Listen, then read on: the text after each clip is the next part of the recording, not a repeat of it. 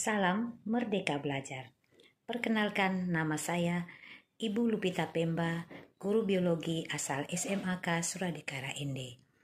Mari para sahabat biologi, kita belajar bersama-sama materi biologi melalui serial video saya kali ini. Jangan lupa klik tombol subscribe dan tanda loncengnya.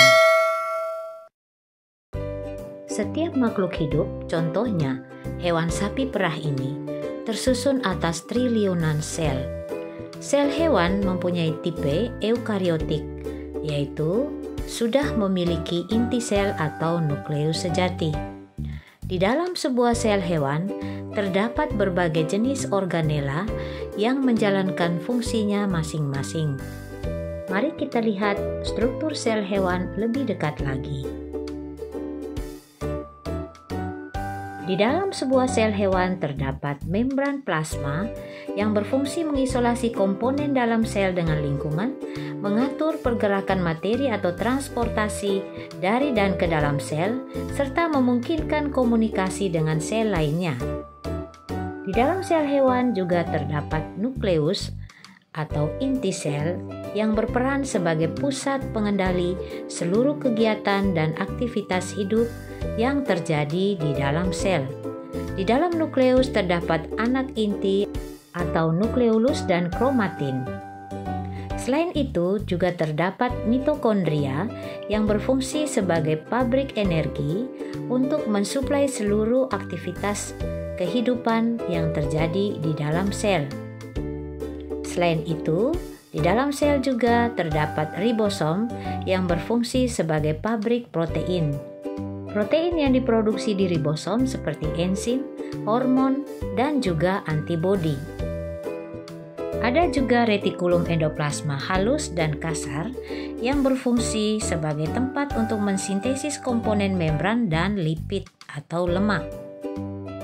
Ada pula aparatus Golgi atau badan Golgi yang berperan untuk fungsi ekskresi dan sekresi sel.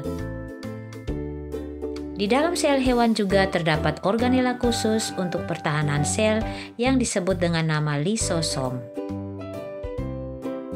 Sahabat biologi, mari kita pelajari lebih dalam lagi tentang struktur sel hewan. Sel hewan sebagai sel yang mempunyai tipe eukariotik memiliki bagian penting pada nomor 1, yaitu nukleus yang berperan sebagai pengendali atau pengontrol seluruh aktivitas kehidupan yang terjadi di dalam sel. Yang kedua adalah retikulum endoplasma halus yang berfungsi sebagai tempat untuk mensintesis komponen membran sel dan juga lemak. Yang ketiga adalah badan Golgi. Badan Golgi berperan dalam proses transportasi sel, khususnya pada proses ekskresi dan sekresi sel. Selanjutnya, nomor 4, retikulum endoplasma kasar. Retikulum endoplasma kasar merupakan saluran tempat lewatnya protein yang telah diproduksi di ribosom menuju ke aparatus Golgi untuk dikemas, kemudian dikeluarkan dari dalam sel menuju atau melewati membran sel. Bagian nomor 5 adalah mitokondria yang berfungsi sebagai pabrik energi atau tempat untuk mensintesis energi dalam bentuk ATP atau yang disebut juga dengan adenosin trifosfat. Nomor 6 adalah membran sel yang berfungsi sebagai jalur transportasi zat dari dan ke dalam sel.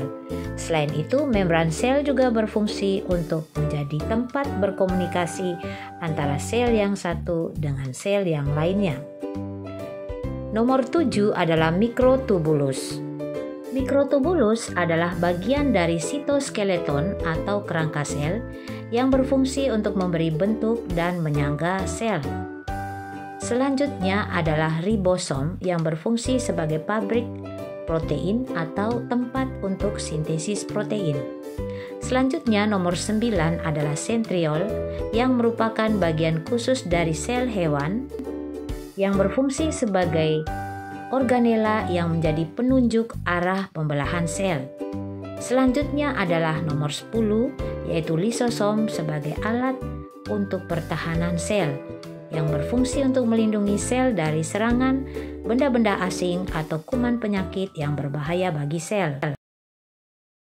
Baiklah sahabat biologi, terima kasih atas perhatiannya. Sampai jumpa dan selamat belajar.